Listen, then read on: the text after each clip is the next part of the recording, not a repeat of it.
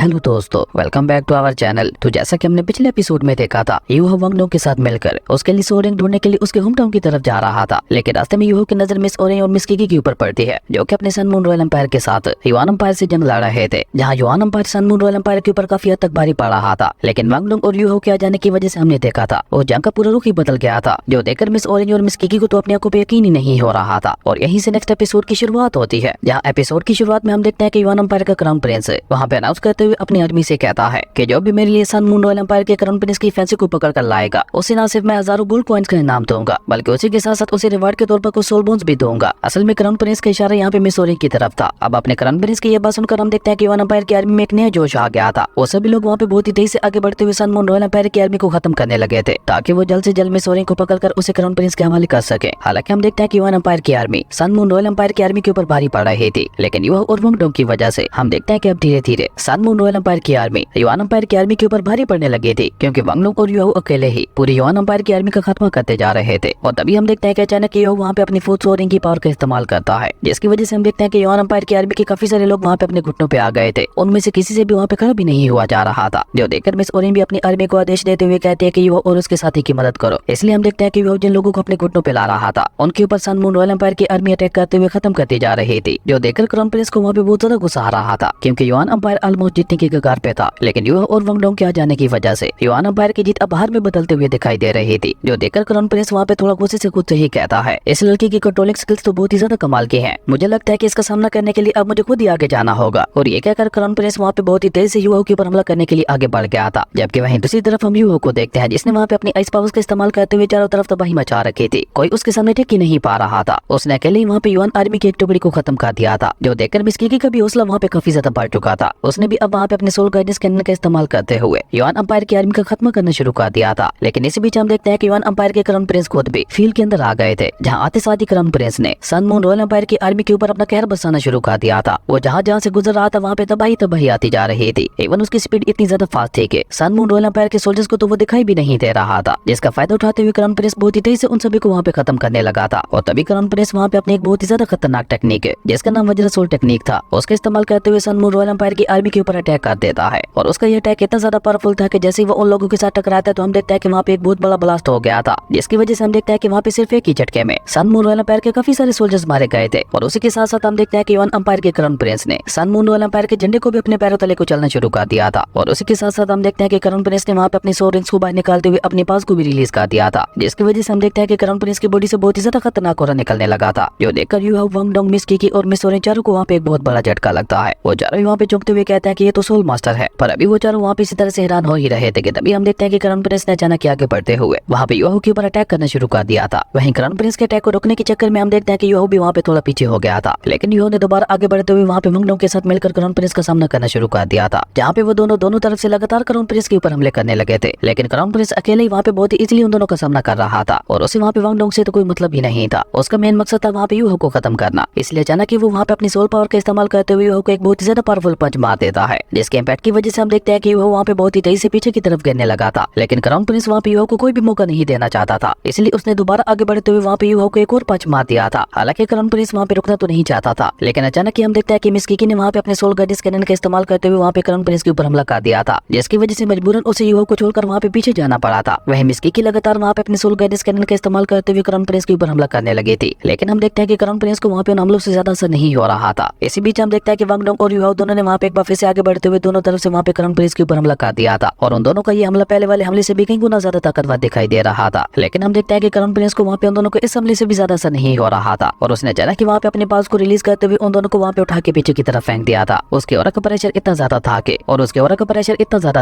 सन moon royal empire के soldiers जो कि अपने घोड़ों पे बैठे हुए थे, वो सोलर प्रेशर के इम्पैक्ट की वजह से हवा में उड़ते हुए पीछे की तरफ गिरने लगे थे। और उसी के साथ उसने वहाँ पे एक बहुत बड़ा ब्लास्ट करते हुए वांगडोंग और यूहो को भी पीछे हटने के लिए मजबूर कर दिया था। यहाँ पे क्राउन प्रिंस अकेले ही सन मून रॉयल एम्पायर की पूरी आर्मी के ऊपर भारी पड़ रहा था, जो देखकर वांगडोंग भी थोड़ा गुस्से से कहता है कि आखिर ये पर्सन इतना ज्यादा ताकतवर कैसे है। लेकिन अभी वांगडोंग वहाँ पे ये सब क्या ही रहा था कि तभी हम देखते हैं कि अचानक ही क्राउन प्रिंस ने वहाँ पे अपने मास्टर सोल बीस्ट के साथ मर्ज करना शुरू कर दिया था। और देखते ही देखते क्राउन प्रिंस वहाँ पे अपने सोल बीस्ट के साथ मर्ज होते हुए एक जायंट बीयर में ट्रांसफॉर्म हो गया था, जो कि दिखने में काफी ज्यादा खतरनाक और पावरफुल दिखाई दे रहा था। उसकी बॉडी से वहाँ पे इतना ज्यादा पावरफुल ऑरा निकल रहा था कि हम देखते हैं कि वहाँ पे खड़े हुए सभी लोग खिसकते हुए खुद ब खुद ही पीछे हटने लगे थे। वहीं क्राउन प्रिंस का निशाना तो अभी भी यूहो ही था, इसलिए वो सबसे पहले वहाँ पे यूहो के ऊपर हमला करने के लिए आगे बढ़ता है, जो देखकर युवा वहाँ पे वंग डोंग को इशारा करता है। युवा का इशारा पाकर हम देखते हैं कि वंग डोंग भी जल्दी से वहाँ पे युवा के पास आने लगा था, लेकिन तब तक उस जायंट बियर ने वहाँ पे अपने बड़े से हाथ से उन दोनों के ऊपर एक बहुत ही ज्यादा खतरनाक हमला कर दिया था, जो कि जैसे वहाँ पे नीचे जमीन के साथ जा टकराता है तो हम देखते हैं कि वहाँ पे आसपास की पूरी जमीन ही हिलने लगी थी और युवा और वंग डोंग दोनों बेचारे वहाँ पे उसके हाथ के नीचे दब गए थे। जबकि उस सोलर प्रेशर से बचने के लिए हम देखते हैं कि मिस किकी और मिस ओरेंज दोनों ने वहाँ पे अपने सामने प्रोटेक्टिव शील्ड लगा ली थी, लेकिन हम देखते हैं कि उनकी प्रोटेक्टिव शील्ड भी वहाँ पे ज्यादा देर टिक नहीं पाती और देखते ही देखते उनकी प्रोटेक्टिव शील्ड्स के भी वहाँ पे टुकड़े टुकड़े हो गए थे। लेकिन उन दोनों को वहाँ पे इस बात को कोई भी गम नहीं था। उन दोनों को वहाँ पे चिंता तो यूहो की हो रही थी, लेकिन अभी वो दोनों वहाँ पे यूहो के लिए परेशान हो ही रही थी कि तभी हम देखते हैं कि उस बियर के हाथ के नीचे से बहुत ही ज्यादा पावरफुल ऑरा निकलने लगा था। जहाँ उस हाथ के नीचे हम देखते हैं कि यूहो वहाँ पे वंग डोंग की तरफ बढ़ते हुए उसे कहता है कि इन बीते कुछ सालों में मुझे उम्मीद है कि तुम काफी ज्यादा पावरफुल हो गए होगे, इसलिए क्या तुम तैयार हो अपनी नई पावर्स का कमाल दिखाने के लिए। जिसपे वंग डोंग भी वहाँ पे उसको साथ देते हुए कहता है कि हाँ मैं बिल्कुल तैयार हूँ। और ये कहकर वो दोनों ही वहाँ पे अपनी फ्रीजिंग टेक्निक गॉडेस बटरफ्लाई वाली टेक्निक इस्तेमाल करने लगे थे, जिसकी वजह से हम देखते हैं कि उन दोनों की बॉडीज वहाँ पे आपस में मर्ज होते हुए गॉडेस बटरफ्लाई में ट्रांसफॉर्म हो गई थी। और ऐसा होते ही हम देखते हैं कि उन दोनों की बॉडी से भी वहाँ पे बहुत ही ज्यादा पावरफुल ऑरा निकलने लगा था, जिसकी वजह से जायंट बियर का हाथ खुद ब खुद ही वहाँ पे ऊपर हो रहा था। वहीं मिस ओरेंज के साथ साथ बाकी सभी भी आंखें फाड़ी ये नजारा देख रहे थे। जबकि वहीं दूसरी तरफ हम देखते हैं कि गॉडेस बटरफ्लाई ने सिर्फ अपने ऑरा प्रेशर से ही उस जायंट बियर को उठाकर वहाँ पे पीछे की तरफ फेंक दिया था, जो देखकर तो अब उस जायंट बियर का गुस्सा वहाँ पे और भी ज्यादा बढ़ गया था, जिसकी वजह से हम देखते हैं कि उस जायंट बियर की बॉडी से भी बहुत ही ज्यादा पावरफुल खतरनाक ऑरा निकलने लगा था। और उस जायंट बियर की बॉडी के अंदर मौजूद क्रॉन प्रिंस होते हुए कहता है मानना पड़ेगा इन दोनों की फ्रीजिंग टेक्निक बहुत ही ज्यादा कमाल की और पावरफुल दिखाई दे रही है, लेकिन फिर भी ये मेरी इस खतरनाक जायंट बियर वाली फॉर्म को हराने के लिए काफी नहीं है। और ये कहकर क्रॉन प्रिंस वहाँ पे अपनी 6 सोरिंग की पावर का इस्तेमाल करते हुए अपने पावर को और भी ज्यादा बढ़ाने लगा था। उसने वहाँ पे अपनी 6 सोरिंग की सारी पावर को अपने हाथ में ट्रांसफर करते हुए गॉडेस बटरफ्लाई के ऊपर एक बहुत ही ज्यादा खतरनाक हमला कर दिया था, जिसका नाम अल्टीमेट डीमन फिस्ट टेक्निक था। जबकि अपनी तरफ आते हुए इतने ज्यादा पावरफुल अटैक को देखकर गॉडेस बटरफ्लाई भी वहाँ पे डीमन किलिंग फिंगर टेक्निक का इस्तेमाल करने लगी थी, जिसका इस्तेमाल करते हुए हम देखते हैं कि अब गॉडेस बटरफ्लाई की बॉडी से और भी ज्यादा पावरफुल ऑरा निकलने लगा था। और जैसे ही उस जायंट बियर का अटैक वहाँ पे गॉडेस बटरफ्लाई के पास आता है, हम देखते हैं कि गॉडेस बटरफ्लाई ने वहाँ पे अपनी सिर्फ 2 फिंगर से ही उस जायंट बियर के अटैक को रोक लिया था। लेकिन उन दोनों के अटैक्स के आपस में टकराने की वजह से हम देखते हैं कि वहाँ पे बहुत ही ज्यादा पावरफुल शॉक वेव्स निकलने लगी थी, जिसके इम्पैक्ट की वजह से हम देखते हैं कि वहाँ पे खड़े हुए लोग तो खुद ब खुद ही खिसकते हुए पीछे होने लगे थे। जबकि वहीं दूसरी तरफ हम देखते हैं कि क्रॉन प्रिंस ने वहाँ पे अपने अटैक की पावर को और ज्यादा बढ़ाना शुरू कर दिया था, जिसकी वजह से गॉडेस बटरफ्लाई वहाँ पे ना चाहते हुए भी पीछे होने लगे थे, जो देखकर वंग डोंग और युहो दोनों ही वहाँ पे थोड़े सीरियस हो चुके थे। और उन दोनों ने ही वहाँ पे अपनी गॉडेस बटरफ्लाई की पावर को बढ़ाने के लिए अपनी सोल बोन की पावर को भी वहाँ पे मर्ज करना शुरू कर दिया था। और देखते ही देखते उन दोनों ने वहाँ पे अपनी सोल बोन्स की पावर को मर्ज करके उसकी सारी पावर भी वहाँ पे गॉडेस बटरफ्लाई के अंदर डालना शुरू कर दी थी, जिसकी वजह से हम देखते हैं कि गॉडेस बटरफ्लाई के पास भी वहाँ पे पहले से कई गुना ज्यादा बढ़ चुके थे। जिसके बाद हम देखते हैं कि गॉडेस ऑफ बटरफ्लाई ने वहाँ पे अपनी फ्लेम ऑफ लाइट टेक्निक का इस्तेमाल करते हुए वहाँ पे जायंट बियर के ऊपर एक बहुत ही ज्यादा खतरनाक हमला कर दिया था, जो कि इतना ज्यादा खतरनाक और पावरफुल था कि हम देखते हैं कि उसकी वजह से उस जायंट बियर की पूरी बॉडी में वहाँ पे आग लगना शुरू हो गई थी, जिसकी वजह से हम देखते हैं कि वो जायंट बियर वहाँ पे पागल होते हुए दर्द में छटपटाने लगा था। और उसका सीधे सीधे असर वहाँ पे क्रॉन प्रिंस के ऊपर हो रहा था, जहाँ अब क्रॉन प्रिंस के लिए भी उस फ्लेम को बर्दाश्त करना बहुत ज्यादा मुश्किल हो गया था, इसलिए वो भी वहाँ पे दर्द में जोर जोर से चिल्लाने लगा था। लेकिन तभी अचानक हम देखते हैं कि जायंट बियर की बॉडी में एक बहुत बड़ा ब्लास्ट होता है, जिसके इम्पैक्ट की वजह से वहाँ पे चारों तरफ स्मोक ही स्मोक फैल गई थी। और जब वो स्मोक वहाँ पे खत्म होती है तो सभी की नजर वहाँ पे गॉडेस बटरफ्लाई के ऊपर पड़ती है, जो कि अपनी जगह पे बिल्कुल सही सलामत खड़ी हुई थी। और देखते ही देखते गॉडेस बटरफ्लाई की बॉडी वहाँ पे धीरे धीरे हवा में ही गायब होने लगी थी, जिसके गायब होते ही हम देखते हैं कि वंग डोंग और युहो दोनों वहाँ पे बाहर आ गए थे। और ऐसे कमाल के नजारे को देखकर सन मून रॉयल एम्पायर की आर्मी के साथ साथ युआन एम्पायर की आर्मी भी आंखें पड़ी ये सब देख रही थी, क्योंकि ऐसा कमाल का नजारा उन लोगों ने आज तक अपनी लाइफ में कभी नहीं देखा था। इवन मिस ओरेंज तो वहाँ पे स्माइल करते हुए कहते हैं कि इस नजारे को मैं अपनी पूरी लाइफ नहीं भूलूंगी। लेकिन अभी मिस ओरेंज वहाँ पे ये सब कह ही रही थी कि तभी मिस किकी की नजर वहाँ पे अपनी आ रही बाकी आर्मी के ऊपर पड़ती है, जिसे देखकर मिस किकी वहाँ पे और भी ज्यादा खुश हो गई थी। जबकि मिस ओरेंज वहाँ पे युआन एम्पायर की आर्मी की तरफ देखते हुए थोड़ा गुस्से से कहती है अब समय आ चुका है युआन एम्पायर की आर्मी को खत्म करने का। और ये कहकर वो वहाँ पे अपनी आर्मी को आदेश देते हुए कहती है कि क्रॉन प्रिंस मारा जा चुका है, इसलिए जल्दी से आगे बढ़ो, हमें जल्द से जल्द इन सभी को भी हराना होगा। और ये कहकर मिस ओरेंज वहाँ पे अपनी आर्मी को लीड करते हुए खुद वहाँ पे आगे बढ़ने लगी थी, जिसकी वजह से हम देखते हैं कि अब तो सन मून रॉयल एम्पायर की आर्मी और भी ज्यादा पुरजोश दिखाई दे रही थी। उन सभी ने आगे बढ़ते हुए वहाँ पे युआन एम्पायर की आर्मी को चारों तरफ से घेरना शुरू कर दिया था और लगातार वहाँ पे उन सभी के ऊपर अटैक करते हुए उन्हें वहाँ पे हराने लगे थे, जो देखकर अब युआन एम्पायर की आर्मी डर के मारे वहाँ से भागने लगी थी, क्योंकि अब जब उनका लीडर ही हार गया था तो वो लोग अकेले भला यहाँ पे क्या ही कर सकते थे, इसलिए वो सभी डर के मारे वहाँ से भागने लगे थे। लेकिन वो लोग भागकर भी ज्यादा दूर नहीं जा पाते, क्योंकि मिस किकी ने अपनी बाकी आर्मी को सामने से वहाँ पे उन लोगों को घेरने के लिए कह दिया था। और देखते देखते युआन एम्पायर की आर्मी चारों तरफ से वहाँ पे घिर चुकी थी, इसलिए डर के मारे युआन एम्पायर की आर्मी ने वहाँ पे सरेंडर कर दिया था। और इसके साथ ही हम देखते हैं कि सन मून रॉयल एम्पायर ये फाइट जीत चुका था, वो भी सिर्फ वंग डोंग और युहो की वजह से। इसी बीच हम देखते हैं कि वंग डोंग और युहो भी नीचे आ चुके थे, जहाँ वो दोनों ही अपनी फ्रीजिंग टेक्निक की पावर को देखते हुए काफी ज्यादा खुश दिखाई दे रहे थे। इवन युहो तो वहाँ पे खुश होते हुए कहता है कि मैंने ये कभी नहीं सोचा था हमारी फ्रीजिंग टेक्निक इस हद तक पावरफुल हो गई होगी। युहो की ये बात सुनकर हम देखते हैं कि वंग डोंग भी वहाँ पे स्माइल करने लगा था। तभी मिस ओरेंज वहाँ पे युहो के पास आते हुए उसे कहती है युहो तुमने एक बार फिर से मेरी जान बचा ली, अब मुझे समझ नहीं आ रही कि मैं तुम्हारे इस एहसान का बदला कैसे चुकाऊंगी। मिस ओरेंज की ये बात सुनकर हम हम देखते हैं कि वो वहाँ पे स्माइल करते हुए उससे कहता है कि मेरा एहसान चुकाने की कोई भी जरूरत नहीं है। और ये कहकर युवा वहाँ पे मिस ऑरेंज से अलविदा लेते हुए कहता है कि मुझे लगता है अब हम लोगों को यहाँ से निकलना चाहिए, क्योंकि हमें अपनी आगे की जर्नी को भी कंटिन्यू करना है। जिसपे मिस ऑरेंज वहाँ पे उसे कहती है ओके ठीक है, मैं भी यहाँ का बाकी काम निपटा कर वापस चली जाऊंगी। और ये कहकर मिस ऑरेंज वहाँ पे अपने घोड़े के ऊपर बैठते हुए युवा से कहती है कि बाद में मिलेंगे। जिसपे युवा भी हमें अपना सर हिलाते हुए वांग डोंग के साथ वहाँ से जाने लगा था। और युवा को वहाँ पे इस तरह से जाते हुए देखकर मिस ऑरेंज को बिल्कुल भी अच्छा नहीं लग रहा था, इसलिए वो वहाँ पे खुद को अंदर से मजबूत बनाते हुए युवा को आवाज देकर रोक लेती है। मिस ऑरेंज की आवाज सुनकर हम देखते हैं कि युवा भी वहाँ पे रुक गया था। और जब वो पीछे पलटकर मिस ऑरेंज की तरफ देखता है तो अब बेचारी मिस ऑरेंज से वहाँ पे कुछ बोला ही नहीं जा रहा था। जो देखकर मिस की वहाँ पे मिस ऑरेंज से कहती है कि अब इस तरह से चुप क्यों हो गई, जल्दी से उसे बता दो तुम जो भी उसे कहना चाहती हो, कहीं बाद में देरी ना हो जाए। मिस की बार बार कहने के बावजूद भी हम देखते हैं कि मिस ऑरेंज वहाँ पे कुछ भी नहीं कह पा रही थी, इसलिए वो वहाँ पे अपनी बात बदलते हुए युवा से कहती है कि अपना ख्याल रखना। मिस ऑरेंज की ये बात सुनकर हम देखते हैं कि मिस की भी वहाँ पे उदास हो गई थी, जबकि मिस ऑरेंज की ये बात सुनकर हम देखते हैं कि युवा वहाँ पे स्माइल करते हुए हमें अपना सर हिलाता है। और उसके बाद वो वांग डोंग के साथ मिलकर एक बार फिर से वांग डोंग के होम टाउन की तरफ निकल गया था, जहाँ युवा को इस तरह से जाते हुए देखकर मिस ऑरेंज काफी ज्यादा उदास दिखाई दे रही थी। असल में मिस ऑरेंज युवा को पसंद करती थी, लेकिन युवा को ये बताने की उसकी हिम्मत ही नहीं होती थी जैसा कि आज हुआ था। खैर उसके बाद सीन चेंज होता है, हमें आइस एम्पायर का सीन दिखाया जाता है, जहाँ आइस माउंटेन्स के बीचों बीच हमें एक बहुत ही ज्यादा पुराना सेट भी दिखाया जाता है। और ये सेट कोई और नहीं बल्कि हाउटियन सेट ही था, जो कि अभी भी बिल्कुल वैसा ही था जब हजारों साल पहले टेंगसन अपने अंकल से मिलने के लिए आया था। हाउटियन सेट के सामने पहुंचकर वांग डोंग वहाँ पे युवा को बताता है कि यही है मेरा होम टाउन। वांग डोंग की ये बात सुनकर हम देखते हैं कि युवा भी वहाँ पे आसपास की जगहों को बहुत ही गौर से देखते हुए वांग डोंग के साथ आगे बढ़ने लगा था। और तभी युवा की नजर वहाँ पे हाउटियन सेट के बोर्ड के ऊपर पड़ती है, जिसे देखकर युवा वहाँ पे चौंकते हुए वांग डोंग से कहता है वांग डोंग क्या तुम वाकई हाउटियन सेट के डिसेबल हो। जिसपे वांग डोंग हमें अपना सर हिलाते हुए युवा को बताता है कि हाँ बिल्कुल। और ये कहकर वांग डोंग युवा को लेकर अपने हाउटियन सेट के अंदर जाने लगा था, जहाँ आसपास की जगहों को देखते हुए युवा वहाँ पे काफी ज्यादा एक्साइटेड दिखाई दे रहा था। और एक्साइटेड होता भी क्यों ना, क्योंकि आज के दौर में हाउटियन सेट को एक लेजेंडरी सेट माना जाता था। और हाउटियन सेट की बड़ी बड़ी दीवारों और वहाँ पे मौजूद हाउटियन हेमल्स को देखकर युवा उस जगह से इंप्रेस होते हुए कहता है अब मुझे समझ आ रही है कि हाउटियन सेट को दुनिया का सबसे बेस्ट सेट क्यों कहा जाता है। और इसी भी युवा की नजर वहाँ पे कुछ एंशिएंट वर्ड्स के ऊपर पड़ती है, जिन्हें पढ़कर युवा को वहाँ पे महसूस होता है कि इन सभी एंशिएंट वर्ड्स को किसी बहुत ही ज्यादा पावरफुल फोर्स के साथ लिखा गया होगा। और ये कहकर युवा वहाँ पे एक एक करके उन सभी एंशिएंट वर्ड्स को पढ़ने लगा था, जिन्हें पढ़ते हुए युवा को वहाँ पे काफी ज्यादा सुकून महसूस हो रहा था। जो देखकर गॉड इलेक्ट्रोलेक्स वहाँ पे युवा को बताते हैं कि इन एंशिएंट वर्ड्स को हाउटियन सेट के एंसेस्टर गॉड्स ने लिखा था, और तुमने इन एंशिएंट वर्ड्स की पावर को तो महसूस कर ही लिया होगा। अगर तुम इन एंशिएंट वर्ड्स की फोर्स को समझ लो तो ये तुम्हारी प्रैक्टिस में काफी ज्यादा मदद कर सकते हैं। और अभी युवा वहाँ पे एंशिएंट वर्ड्स को पढ़ते हुए उन्हें समझने की कोशिश कर ही रहा था कि तभी उसे वहाँ पे अंदर से एक आवाज सुनाई देती है। वो पर्सन वांग डोंग से कह रहा था जल्दी से अपने दोस्त को लेकर अंदर आ जाओ। और उस पर्सन के ऐसा कहते ही हम देखते हैं कि हाउटियन सेट का वो बड़ा सा गेट वहाँ पे ओपन हो गया था, जिसके अंदर से वांग डोंग के कजन ब्रदर्स और दोस्त निकल कर बाहर आते हैं, जो कि सभी वहाँ पे वांग डोंग को ग्रीट करते हुए कहने लगे थे यंग मास्टर फाइनली आप वापस आ ही गए। और साथ ही साथ वो सभी वहाँ पे युवा को ग्रीट करते हुए उसका भी वेलकम करने लगे थे। जिसके बाद हम देखते हैं कि वांग डोंग और युवा दोनों ही वहाँ पे हाउटियन सेट के अंदर जाने लगे थे। जो देखकर युवा वहाँ पे चौंकते हुए वांग डोंग से कहता है क्या तुम हाउटियन सेट के यंग मास्टर हो, आखिर तुमने मुझे इस बारे में पहले क्यों नहीं बताया था, और तुम्हारे ऐसे कितने सीक्रेट्स हैं जो अभी तक भी तुमने मुझसे छुपा रखे हैं। वहीं वो दोनों जैसे ही हाउटियन सेट के मेन हल के अंदर आते हैं तो युवा की नजर वहाँ पे दो सोल मास्टर्स के ऊपर पड़ती है, जो कि वहाँ पे एक दूसरे के साथ फाइट करते हुए एक दूसरे को बराबरी की टक्कर दे रहे थे। जहाँ एक सोल मास्टर के साथ फायर एट्रीब्यूट वाला और था तो वहीं दूसरे सोल मास्टर के पास आइस एट्रीब्यूट वाला और था, और वो दोनों ही लगातार वहाँ पे एक दूसरे के ऊपर अटैक करते हुए एक दूसरे को पीछे धकेलने में लगे हुए थे। जहाँ पे हाउटियन सेट के सभी डिसेबल्स भी वहाँ पे जोर जोर से चिल्लाते हुए उन्हें चेयर कर रहे थे। लेकिन हम देखते हैं कि वो दोनों ही सोल मास्टर्स बिल्कुल एक ही लेवल पे थे, जिसकी वजह से हम देखते हैं कि उन दोनों में से कोई भी वहाँ पे अपनी हार नहीं मान रहा था। जबकि उन दोनों की ऐसी खतरनाक पावर्स को देखकर टियानमिंग वहाँ पे चौंकते हुए कहता है इन दोनों ह्यूमन कल्टीवेटर्स की बॉडी से जो खतरनाक ऑरा निकल रहा है, इतना ज्यादा पावरफुल ऑरा तो टॉप 10 बीस्ट कभी नहीं होगा। टियानमिंग की ये बात सुनकर हम देखते हैं कि आइचेड एम्प्रेस भी वहाँ पे सीरियस होते हुए कहते हैं कि तुम बिल्कुल ठीक कह रहे हो, इवन मुझे तो इन दोनों ह्यूमन कल्टीवेटर्स का ऑरा टॉप 10 बीस्ट से भी ज्यादा खतरनाक और पावरफुल दिखाई दे रहा है, जिसके ऊपर यकीन कर पाना लगभग इम्पॉसिबल है। जबकि वहीं दूसरी तरफ हम गुड इलेक्ट्रोलेक्स को देखते हैं, जो कि वहाँ पे बहुत ही गौर से उन दोनों की फाइट को देख रहे थे। वो वहाँ पे उन दोनों की फाइट को देखते हुए कहते हैं आखिर इन दोनों ह्यूमन कल्टीवेटर्स का ऑरा मुझे इतना ज्यादा जाना पहचाना क्यों लग रहा है। इन दोनों ह्यूमंस का ऑरा मुझे उन्हीं दोनों legendary beast app spirit beast और ड्रैगन स्पिरिट बीस्ट की याद दिला रहा है। जब किसी बीच हम देखता है कि उनमें से एक सोल मास्टर ने अचानक वहाँ पे अपने अटैक की पावर को बढ़ाते हुए उस दूसरे वाले सोल मास्टर के ऊपर अटैक करके उसे वहाँ पे उठा के पीछे फेंक दिया था। और जब वो दोबारा वहाँ पे उसके ऊपर अटैक करने के लिए आगे बढ़ता है तो वो सोल मास्टर उसे वहाँ पे रोकते हुए कहता है कि रुको रुको, अब और नहीं, मुझसे अब और नहीं लड़ा जाएगा। ब्रदर मैं मान गया कि आप वाकई बहुत ज्यादा अमेजिंग हो। जिसपे वो पहले वाला सोल मास्टर भी वहाँ पे अपने छोटे भाई की तारीफ करते हुए कहता है कि तुमने भी काफी हद तक इंप्रूव कर लिया है, पर मुझे हराने के लिए तुम्हें अभी और भी प्रैक्टिस की जरूरत है। वो सोल मास्टर की ये बात सुनकर हम देखते हैं कि वांग डोंग वहाँ पे आगे बढ़ते हुए उनसे कहता है सेकिन अंकल आप ऐसा क्यों कह रहे हैं, क्या आप फिर से कोई मुसीबत खड़ी करवाना चाहते हैं। वांग डोंग की आवाज सुनकर तो हम देखते हैं कि वो दोनों सोल मास्टर्स वहाँ पे काफी ज्यादा खुश हो गए थे, और उनमें से एक सोल मास्टर तो वहाँ पे खुश होते हुए वहाँ पे वांग डोंग को हक करने के लिए आगे बढ़ गया था। लेकिन वांग डोंग ने खुद ही आगे बढ़ते हुए उन्हें वहाँ पे हक कर लिया था, और उसके बाद वो वहाँ पे दूसरे वाले सोल मास्टर के भी गले लगता है। जो देखकर वो दोनों ही वहाँ पे वांग डोंग की तारीफ करते हुए कहते हैं कि तुम तो पहले से काफी गुना ज्यादा ताकतवर दिखाई दे रहे हो। अपने फादर्स की ये बात सुनकर हम देखते हैं कि वांग डोंग भी वहाँ पे खुश हो गया था, और वो वहाँ पे अपने दोनों फादर से युवा को मिलवाते हुए कहता है ये यू हाउ है मेरा सबसे अच्छा दोस्त और यू हाउ ये दोनों मेरे फादर्स हैं और अभी अभी इनके बीच में तुमने जो कंपटीशन देखा था वो इनकी डेली रूटीन है। असल में ये दोनों अपनी प्रैक्टिस करने के लिए एक दूसरे के साथ लड़ते रहते हैं। वांगनो की ये बात सुनकर हम देखते हैं कि यू हाउ भी वहाँ पे उन दोनों को रिस्पेक्ट देते हुए ग्रीट करता है। यू हाउ को वहाँ पे अपने सामने झुका हुआ देखकर वो दूसरे वाले सोल मास्टर जिनका नाम मास्टर टाई था वो वहाँ पे यू हाउ को बहुत ही गौर से देखने लगे थे, जो देखकर वांगनो वहाँ पे खासते हुए इशारे से अपने फादर से कहता है कि ये आप क्या कर रहे हैं, जल्दी से आप भी उसे अपने इंट्रोडक्शन दीजिए। वांगनो की ये बात सुनकर हम देखते हैं कि मास्टर टाई भी यू हाउ को वहाँ पे अपना इंट्रोडक्शन देते हुए कहते हैं, वैसे तो मेरा सर नेम टाई है लेकिन तुम मुझे अंकल टाइबू कहकर बुला सकते हो। वहीं दूसरे वाले सोल मास्टर भी अपने इंट्रोडक्शन देते हुए कहता है कि मेरा नाम नीटियान है तो तुम मुझे नीबू कहकर बुला सकते हो। उन दोनों की ये बात सुनकर हम देखते हैं कि यूहो के फेस पे भी स्माइल आ गई थी, जबकि मास्टर टाइबू तो अभी भी वहाँ पे यूहो को बहुत ही गौर से देख रहे थे और वो वहाँ पे यूहो के चारों तरफ घूमते हुए उससे कहते हैं, पिछले इतने सालों में आज पहली बार ऐसा हो रहा है कि वांगनो किसी अपने दोस्त को अपने साथ ले आया हो। इसका मतलब है कि जरूर तुम वांगनो के लिए बहुत ही ज्यादा खास होगे और वांगनो के लिए खास होने का मतलब है कि तुम हमारे हाउटियान सेट के लिए भी बहुत ज्यादा खास हो, इसलिए यहाँ पे बिल्कुल भी शर्माना मत, यहाँ पे तुम जैसे चाहे मर्जी रह सकते हो। और अभी मास्टर टाई वहाँ पे यूहो से ये सब कह ही रहे थे कि तभी वहाँ पे एक डिसेबल आते हुए उन्हें वहाँ पे बताता है कि आपने मुझसे जो रूम बोला था वो मैंने रेडी करवा दिया है। उस डिसेबल की ये बात सुनकर हम देखते हैं कि मास्टर नीटियन वहाँ पे वांगडोंग से कहते हैं, ओके अब तुम अपने इस दोस्त को अपने रूम में ले जाओ और जाकर थोड़ा रेस्ट कर लो, हम लोग डिनर पे आराम से बात करते हैं। अपने फादर्स की ये बात सुनकर हम देखते हैं कि वांगडोंग भी वहाँ पे काफी ज्यादा एक्साइटेड हो गया था और वो जल्दी से युवा का हाथ पकड़ते हुए उसे लेकर अपने रूम की तरफ चला गया था। जिसके जाते ही मास्टर टाई वहाँ पे मास्टर नीटियन से सवाल करते हुए पूछता है, बिग ब्रदर आपके इस लड़के युवा के बारे में क्या ख्याल है? जिसमें मास्टर नीटियन को सोचते हुए कहता है कि ये लड़का मुझे बहुत ही ज्यादा मिस्टीरियस दिखाई दे रहा है, भले इसका कल्टीवेशन लेवल अभी 40 पे है लेकिन इसकी बॉडी के अंदर से मुझे 10 लाख साल से भी ज्यादा पुरानी सोल्डिंग महसूस हो रही है। इसका मतलब है कि उस 10 लाख पुराने सोल बीस ने अपनी मर्जी से इस लड़के को चुना होगा और वो खुद का ही सेक्रीफाइस करते हुए इसका 100 रैंक बन गया होगा, क्योंकि इसके कल्टीवेशन लेवल के मुताबिक तो अभी के लिए इसके लिए एक 10 लाख पुराने सोल बीस का मुकाबला कर पाना इम्पॉसिबल है। मास्टर नीटियन की सेक्रीफाइस वाली बात सुनकर मास्टर टाई को वहाँ पे एक झटका लगता है, हमने भी तो कभी किसी के लिए खुद को सेक्रीफाइस किया था, वो लड़का भी तो उस वक्त हमारा मुकाबला नहीं कर सकता था, लेकिन आगे उसकी किस्मत में क्या लिखा हुआ था ये बात मुझे बताने की जरूरत नहीं है। असल में मास्टर टाई वहाँ पे टंगसन की बात कर रहे थे। आपको याद ही होगा कि कैसे एक समय पे एप स्पिरिट बीस्ट और ड्रैगन स्पिरिट बीस्ट ने टंगसन की 100 रैंक बनने के लिए खुद को सेक्रीफाइस कर दिया था, इसलिए यूहो भी अब उन दोनों को वहाँ पे टंगसन की ही याद दिला रहा था। खैर उसके बाद सीन चेंज होता है, हम वांगडोंग को देखते हैं जो कि यूहो को अपने रूम की तरफ ले जा रहा था, जहाँ रास्ते में ही वो यूहो को अपने हाउटियन सेट के बारे में बताते हुए कहता है, हमारे हाउटियन सेट के काफी सारे फ्लोर्स हैं, जहाँ पे पहले फ्लोर पे हमारे हाउटियन सेट के डिसेबल्स वगैरह रहते हैं, सेकंड फ्लोर एल्डर्स और मेहमानों के लिए है, जबकि थर्ड फ्लोर के ऊपर मैं अपने दोनों फादर्स के साथ रहता हूँ और हाँ मेरी बहन भी हमारे साथ थर्ड फ्लोर के ऊपर ही रहती है। वांगडोंग की ये सारी बातें सुनकर युवा वहाँ पे उसे कहता है कि तुमने मुझे ये तो नहीं बताया कि मास्टर नीटियन और मास्टर टाइबू दोनों ही हाउटियन सेट के मास्टर्स हैं। जिसपे वांगडोंग अपने सर पे हाथ मारते हुए कहता है कि ये तो मैं तुम्हें बताना ही भूल गया था, असल में ये दोनों ही मेरे पेरेंट्स के बहुत अच्छे दोस्त थे, ऐसे सब मिलो कि उनके भाइयों जैसे थे, तो इसलिए मैं उन दोनों को अपना फादर्स ही कहता हूँ और क्योंकि वो दोनों मेरे फादर्स हैं इसलिए तुम्हें उन दोनों से घबराने की इतनी ज्यादा कोई जरूरत नहीं है। वांगडोंग की ये बात सुनकर युवा दोबारा वहाँ पे उसे सवाल करते हुए पूछता है, तो फिर तुम्हारे रियल पेरेंट्स कौन है? युवा को ये सवाल सुनकर वांगडोंग वहाँ पे थोड़ा उदास हो गया था और वो उदास होते हुए वहाँ पे युवा को बताता है कि उनके बारे में तो मैं भी नहीं जानता, सेकंड फादर ने मुझे बस इतना ही बताया था कि मेरे पेरेंट्स किसी बहुत ही ज्यादा जरूरी काम के लिए यहाँ से बाहर गए हुए हैं और वो जगह यहाँ से बहुत ज्यादा दूर है, इसलिए मैं कभी भी अपने रियल पेरेंट्स से नहीं मिल पाया। और ये कहते कहते वांगडोंग वहाँ पे काफी ज्यादा उदास हो गया था, जो देखकर युवा भी वहाँ पे उसके कंधे के ऊपर हाथ रखते हुए उसे वहाँ पे तसल्ली देने लगा था। और इसी भी युवा की नजर वहाँ पे बने हुए 3 बड़े बड़े स्टैचूज के ऊपर पड़ती है, जिनकी तारीफ करते हुए युवा कहता है कि ये तीनों स्टैचूज तो बहुत ही ज्यादा कमाल के दिखाई दे रहे हैं। युवा की ये बात सुनकर हम देखता है कि वांगडोंग वहाँ पे उन तीनों स्टैचूज को ग्रीट करते हुए कहता है, ये तीनों स्टैचूज हमारे हाउटियन सेट के एंसेस्टर्स के हैं। वांगडोंग को वहाँ पे ग्रीट करते हुए देखकर युवा भी उन्हें वहाँ पे ग्रीट करने लगा था। वहीं वांगडोंग अपनी बात आगे बढ़ाते हुए कहता है कि इनमें से जो ये दरम्यान वाला स्टैचू है ये हमारे एंसेस्टर टंग चैन का है और जो ये लेफ्ट एंड राइट वाले स्टैचूज हैं इन्हें हाउटियन डुलू और जाउटियन डुलू के नाम से जाना जाता है। हमारे हाउटियन सेट को मशहूर करने के पीछे इन दोनों को बहुत बड़ा हाथ था। वहीं वांगडोंग की सारी बातें सुनकर वो वहाँ पे इम्प्रेस होते हुए कहता है कि मानना पड़ेगा तुम्हारा हाउटियन सेट वाकई काफी ज्यादा कमाल का है, ये वाकई इस कॉन्टिनेंट का सबसे पुराना और फेमस सेट कहलवाने के लायक है। और इसी तरह वो दोनों वहाँ पे आपस में बातें करते हुए युवा के रूम तक पहुंच चुके थे और वांगडोंग युवा को उसका रूम दिखाते हुए कहता है कि ये तुम्हारा रूम है, अगर तुम्हें यहाँ पे किसी भी चीज की जरूरत हुई तो सर्वेंट को बता देना, मुझे बहुत ज्यादा नींद आ रही है इसलिए मैं तो सोने के लिए जा रहा हूँ, अब हम लोग डायरेक्ट डिनर के ऊपर ही मिलेंगे। और ये कहकर वांगडोंग वहाँ से अपने रूम की तरफ चला गया था, जिसको जाते हुए देखकर युवा भी वहाँ पे अपने रूम के अंदर आ जाता है, जहाँ रूम के अंदर आते ही हम देखते हैं कि युवा को वहाँ पे काफी ज्यादा पावरफुल आइस कोल्ड हो रहा महसूस हो रहा था। और जब वो वहाँ पे अपने बेड को छू कर देखता है तो वो इतना ज्यादा कोल्ड था कि युवा उसे वहाँ पे छू भी नहीं पा रहा था, जो देखकर युवा वहाँ पे चौंकते हुए कहता है कि आखिर ये बेड इतना ज्यादा ठंडा क्यों है? युवा की ये बात सुनकर टियानमिंग वहाँ पे चौंकते हुए कहता है कि ये बेड तो 10,000 साल पुरानी बर्फ से बना हुआ है। टियानमिंग की ये बात सुनकर हम देखते हैं कि वो वहाँ पे थोड़ा कंफ्यूज होते हुए उससे पूछता है कि ये तुम क्या कह रहे हो? जिसपे टियानमिंग उसे वहाँ पे जवाब देते हुए कहता है कि ये बेड एक खास टायर से बना हुआ है जिसके अंदर प्योर हेवन एंड अर्थ की आइस एनर्जी मौजूद है, जो कि तुम्हारे लिए बहुत ही ज्यादा सुटेबल है। और मुझे लगता है वांगडोंग ने इस आइस बेड को स्पेशली तौर पे तुम्हारे लिए अरेंज करवाया होगा। ऐसे एक आइस टायर एक बार मेरे हाथ में भी लगा था, जिसको ऑब्जर्व करने के बाद मेरी कल्टीवेशन बहुत ज्यादा बढ़ गई थी। टियानमिंग की ये बात सुनकर हम देखते हैं कि आईजेड एम्प्रेस भी वहाँ पे उसकी हाँ में हाँ मिलाते हुए कहती है कि तुम बिल्कुल ठीक कह रहे हो, आइस एक्सट्रीम एट्रीब्यूट वाले पर्सन के लिए ये आइस टायर बहुत ही ज्यादा फायदेमंद है। और ये कहकर आइसजेड एम्प्रेस वहाँ पे युवाओं से कहती है कि जल्दी से अपनी सोल पावर को एक्टिवेट करते हुए यहाँ पे अपनी प्रैक्टिस को शुरू कर दो, मैं यहाँ पे ब्रेक थ्रू करने में तुम्हारी मदद करूंगी। आइसजेड एम्प्रेस की ये बात सुनकर हम देखते हैं कि वो वहाँ पे बिल्कुल ऐसा ही करता है। उसने वहाँ पे उस आइस बेड के ऊपर बैठते हुए वहाँ पे अपनी कल्टीवेशन स्टार्ट कर दी थी और जैसे जैसे वो वहाँ पे कल्टीवेट कर रहा था हम देखते हैं कि हर गुजरते पल के साथ उसकी सोल पावर वहाँ पे बहुत ज्यादा बढ़ती जा रही थी। इवन उस आइस बेड से इतना ज्यादा पावरफुल ऑरा निकल रहा था कि आइसजेड एम्प्रेस वहाँ पे स्नो क्वीन से कहती है कि तुम भी इस एनर्जी को ऑब्जर्व करते हुए जितना जल्दी हो सके खुद को रिकवर कर लो। आइसजेड एम्प्रेस की ये बात सुनकर हम देखते हैं कि स्नो क्वीन भी वहाँ पे बिल्कुल ऐसा ही करने लगी थी। वहीं जैसे जैसे युवाओं की पावर वहाँ पे बढ़ रही थी वैसे वैसे हम देखते हैं कि वहाँ पे उन चारों की भी पावर बढ़ती जा रही थी। वो चारों मतलब टियानमेंग, आइसजेड एम्प्रेस, गॉड इलेक्ट्रोलैक्स